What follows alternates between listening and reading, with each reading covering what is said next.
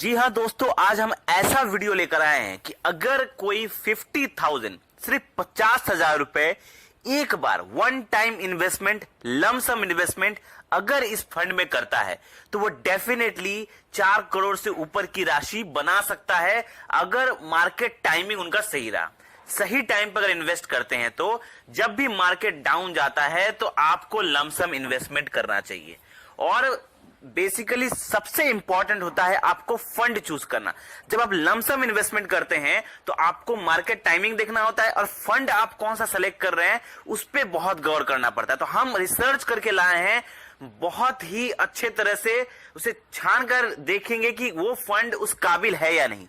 हम जिस फंड के बारे में बात करने वाले हैं वो फंड बहुत ही जबरदस्त है और ये वन टाइम इन्वेस्टमेंट के लिए बहुत बेस्ट साबित हो सकता है आपके इन्वेस्टमेंट के लिए। छोटा सा इन्वेस्टमेंट, सिर्फ 50,000 रुपए का इन्वेस्टमेंट आपको 4 करोड़ रुपए बना के दे सकता है इस फंड में।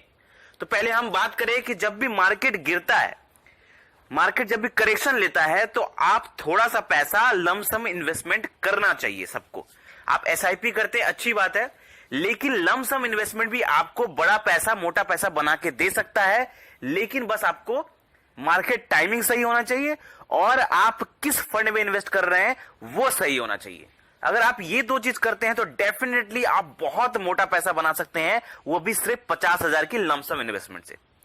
तो हम आपको बताएंगे जो फंड, वो फंड जो है बेसिकली आप कह सकते हैं कि वो इंडियन इकोनॉमी पे काम करता है। मुझे ये फंड क्यों अच्छा लगा, मैं उसके बारे में बात करूंगा पहले। कि वो फंड जो है इंडियन इकोनॉमी के ऊपर काम करता है, गवर्नमेंट प्रोग्राम इनिशिएटिव के ऊपर काम करता है, एनर्जी सेक्टर में काम करता है। ठीक है, सेक्रेटरियल फंड है। गवर्नमेंट जिस सेक्टर में हमारी गवर्नमेंट ऑफ इंडिया काम कर रही है उस सेक्टर में इनका पैसा लगा हुआ है। तो बेस्ट पार्ट इनका यही है कि ये जो सेक्टर में पैसा लगा के रख, मतलब जिन कंपनीज में इनका पैसा जा रहा है, इन्वेस्ट हो रहा है, वो सारा गवर्नमेंट इनिशिएटिव प्रोग्राम्स में काम कर रहा है या ऐसे सेक्टर में काम कर रहा है जहां गवर्नमेंट भी काम कर रही है। तो इससे होगा क्या कि जब इंडियन इकोनॉमी उठेगी तो डेफिनेटली ये फंड भी डेफिनेटली बहुत बढ़िया परफॉर्म करके देगा। इस फंड का नाम बताने के पहले मैं आपको इसका रिटर्न के बारे में बात करता हूं कि इसने रिटर्न कितना दिया है।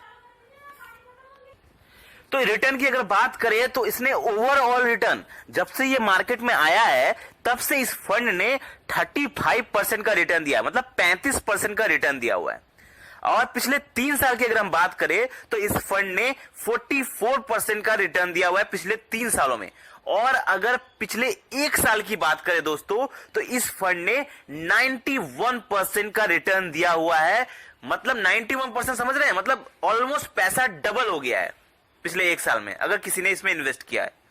तो ये मैं अब रिटर्न की तो बात कर दी, लेकिन मैं बेसिकली वो बंदा हूं जो कभी रिटर्न देखकर इन्वेस्टमेंट नहीं करता। मैं सिर्फ ये नहीं कि रिटर्न अच्छा है तो मैं इन्वेस्टमेंट कर दूंगा, रिटर्न देख के मैं इन्वेस्टमेंट नहीं करता। मैं देखता हूं उस कंपनी की होल्डिंग्स, उस कंपनी ने अपना पैसा कहां लगाया है। आपका पैसा जो इन्वेस्ट आप जो कर रहे हैं इस फंड में, वो पैसा आखिर कहां जा रहा है, किन कंपनीज में पैसा इन्वेस्ट हो रहा है। सबसे इंपॉर्टेंट यही होता है। किसी भी फंड को जब आप चूज करते हैं ना तो आपको देखना चाहिए कि उनकी होल्डिंग्स क्या है, कंपनीज अपना पैसा कहां लगा रही है, आपका पैसा कहां इन्वेस्ट होगा। तो मैंने यही होल्डिंग्स देखा है। अब मैं इसकी पहले एनएवी की बात करूं तो एनएवी इसकी 34 रुपीज है, 34 रुपीज के आसपास है।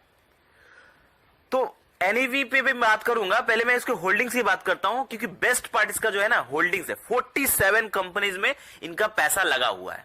इस फंड ने 47 कंपनीज में अभी तक इनकी होल्डिंग्स है और बेस्ट पार्ट इसका होल्डिंग्स है।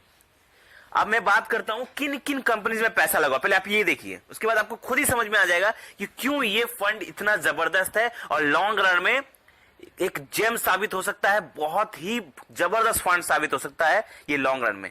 तो अगर मैं इसकी होल्डिंग्स की बात करूं, देखिए Coal India Limited, NTPC, Power Grid Corporation, IREDA, Hindustan Aeronautics, SBI, Bank of Baroda, मतलब इस टाइप के कंपनीज में इनका पैसा लगा हुआ है जो कि गवर्नमेंट सेक्टर में काम करती है। ठीक है, जिन जिन सेक्टर में हमारा गवर्नमेंट काम कर रहे, जैसे कोल इंडिया और एनटीपीसी, पावर ग्रिड, मतलब एनर्जी सेक्टर में भी काम कर रही है, डिफेंस सेक्टर में भी काम कर रही है, फाइनेंस सेक्टर में भी काम कर रही है। तो जिन सेक्टर में हमारा गवर्नमेंट काम कर रहा है उन सेक्टर में, उन कंपनीज में इनका पैसा लगा हुआ है, गवर्नमेंट कंपनीज में पैसा लगा हुआ है। तो अगर जिस सेक्टर में, जैसे आप देखिए सोलर एनर्जी, इस टाइप के सेक्टर में जब हमारी इंडिया जब आगे बढ़ेगी, इन सब सेक्टर में अच्छा काम करेगी, अब बजट में भी आप देखिएगा कि इन सेक्टर पे ज्यादा ध्यान दिया जाता है। जो हमारी गवर्नमेंट होती है जब बजट निकालती है तो इन सेक्टर पे ज्यादा ध्यान दिया जाता है। तो आने वाले टाइम पे डेफिनेटली इन सेक्टर में हमारे देश का ग्रोथ होना ही है। तो अगर कोई इन सेक्टर में कोई फंड इन्वेस्ट कर रहा है तो डेफिनेटली वो फंड भी बहुत ही अच्छा परफॉर्म करेगा। तो चलिए इस फंड का नाम हम बताते हैं। इस फंड का नाम है दोस्तों Aditya Birla Sun Life PSU equity fund direct growth. फिर से एक बार सुन लीजिए, Aditya Birla Sun Life PSU equity fund direct growth. ये जो फंड है सेक्रेटरियल फंड है, ठीक है। अगर रिटर्न तो आप जानते ही हैं, इसमें मैंने बताया है इसके रिटर्न कितनी है। अब चलिए मैं इसकी होल्डिंग्स की मैं बात करता हूं, इसका सेक्टर वाइज कितना इनका इन्वेस्टमेंट है। इनका 46% जो पैसा जो इन्वेस्ट है वो एनर्जी सेक्टर में इन्वेस्ट है। हमारी गवर्नमेंट एनर्जी सेक्टर पे बहुत काम कर रही है। तो 46% उनका पैसा एनर्जी सेक्टर पे, आपकी स्क्रीन पर दिख रहा होगा, 46% इनका एनर्जी सेक्टर में जा रहा है। फाइनेंस सेक्टर में इनका 29% जा रहा है। फाइनेंस सेक्टर मतलब आप समझ लीजिए state bank of India, bank of Baroda और भी फाइनेंस सेक्टर में इनका पैसा जा रहा है। तो ये दो है पिलर होती है किसी भी देश के जीडीपी को बढ़ाने के लिए। तो ये बहुत इंपॉर्टेंट सेक्टर में इनका पैसा जा रहा है। एक्सपेंस रेशियो की अगर हम बात करें तो इस फंड का एक्सपेंस रेशियो 0.58% का है। मैंने हमेशा कहा है कि एक्सपेंस रेशियो 1% से कम होना चाहिए अगर आपको अच्छा पैसा बनाना है। तो एक्सपेंस रेशियो, क्योंकि बाद में जाके ये एक्सपेंस रेशियो आपको नुकसान देता है, तो इसीलिए एक्सपेंस रेशियो कम होना चाहिए। तो एक्सपेंस रेशियो भी कम है, 0.58 है। और बेस्ट पार्ट तो इसका दोस्तों यही है कि इसका जो होल्डिंग्स है बहुत अच्छे कंपनीज में है। गवर्नमेंट सेक्टर, जिन सेक्टर में गवर्नमेंट काम करी उन सेक्टर में पैसा लगा है। तो इसीलिए मुझे बहुत अच्छा लगा। चलिए अब हमने जैसे कहा था कि इसमें अगर कोई 50,000 रुपए इन्वेस्ट करता है तो कैसे ये 4 करोड़ रुपए बनेगा, पहले हम वो आपको दिखाते हैं। हम आपको स्क्रीन पर दिखाएंगे। अब देखिए दोस्तों, इसका जो रिटर्न है, इसने ओवरऑल रिटर्न दिया हुआ है 35% का, 35% का। तो हम कैलकुलेशन के लिए 35% नहीं लेंगे, क्योंकि लॉन्ग रन में हम जानते हैं कि 35% अगर होता है तो बहुत अच्छी बात है। लेकिन ये फंड इतना जबरदस्त है, अगर चलिए 35 नहीं भी हुआ फिर भी 25% का रिटर्न हम पकड़ सकते हैं इस फंड में। तो अगर ये फंड 25% का रिटर्न भी देता है तो ये कितना पैसा बना के देगा आपके 50,000 रुपए को इन्वेस्टमेंट। अगर कोई 50,000 रुपए इन्वेस्ट करता है, मार्केट जब भी डाउन जाता है तो इस फंड में इन्वेस्ट करता है तो कितना बनेगा। तो हम आपके सामने एक स्क्रीन पे कैलकुलेशन आपको दिखाते हैं। आपके सामने एक स्क्रीन पे कैलकुलेशन होगा, देखिए। उसमें देखिए मंथली इन्वेस्टमेंट, अगर नहीं, एक बार वन टाइम इन्वेस्टमेंट कोई कर रहा है, one time investment, lump sum investment कोई 50,000 रुपए कर रहा है, रिटर्न हमने पकड़ा 25%, जबकि इस फंड ने दिया है 35%। फिर भी हम 25% पकड़ते हैं, ना ज्यादा ना कम, 25% इस फंड के हिसाब से सही लग रहा है। तो 25% का रिटर्न पकड़ते हैं। टाइम पीरियड हम चलिए इसमें डाल दिया 30 साल। अगर किसी की उम्र आज 30 साल है और उसने इस फंड में 50,000 रुपए इन्वेस्ट करके छोड़ दिया, तो जब उसका रिटायरमेंट का एज होगा 60 साल की, तब उसको कितना पैसा मिलेगा ये देखिए।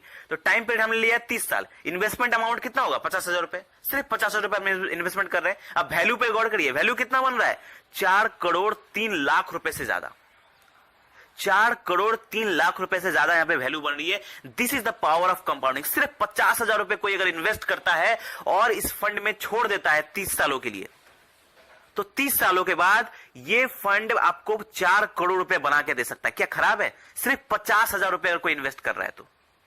क्यों? क्योंकि ये पावर ऑफ कंपाउंडिंग काम करता है यहां पर। और फंड भी बहुत जबरदस्त, आपने देख लिया फंड ये क्यों इतना अच्छा है। दोस्तों यही है पावर ऑफ कंपाउंडिंग, कि अगर किसी के पास 50,000 रुपए है तो जब भी मार्केट गिरता है, इस फंड में अगर वो 50,000 रुपए लगा के छोड़ देता है, अगर उसकी उम्र 30 साल है तो जब उसकी उम्र 60 साल हो जाएगी रिटायरमेंट की एज तक, उसके पास 4 करोड़ रुपए उनके बैंक अकाउंट में होंगे। तो आई होप आपको ये वीडियो समझ में आया होगा। फिर भी अगर कोई डाउट लग रहा है आपको इसके बारे में, कोई भी डाउट है, कोई क्वेश्चन है, तो आप हमें कमेंट के रूप में पूछिए। और ऐसे ही हमारे चैनल को प्यार दे ताकि हम आपके लिए और भी अच्छा फाइनेंस रिलेटेड वीडियो बना सके। तो बहुत बहुत धन्यवाद, मिलते हैं अगले वीडियो में।